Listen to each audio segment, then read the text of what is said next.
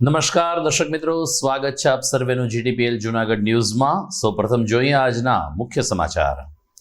શહેરના તૂટેલા રસ્તા સત્વરે રિપેર કરવા મુખ્યમંત્રીની તમામ પાલિકાને મહાનગરપાલિકાને તાકીદ। કહ્યું, ખાડા પૂરવાનું કામ સરકારનું નથી, સ્થાનિક પ્રશાસનનું કામ છે। ભાજપ સંગઠન પ્રભારી મુકેશ દાસાણીનો અભિવાદન કાર્યક્રમ શહેર ભાજપ દ્વારા યોજાયો। મહાનગરપાલિકામાં ભાજપ અનુશાસન પૂરું થતા કોંગ્રેસે વિવિધ પ્રશ્નો અંગે મ્યુનિસિપલ કમિશનરને કરી રજૂઆત। પ્રદેશ આગેવાનો પણ રહ્યા હાજર। અને ધોરણ 1 અને 2 ના વર્ગો માટે શિક્ષકોને અધ્યયન તાલીમ કાર્યશાળા યોજાઈ। શિક્ષણનો પાયો મજબૂત કરવા તજજ્ઞોએ આપ્યું માર્ગદર્શન।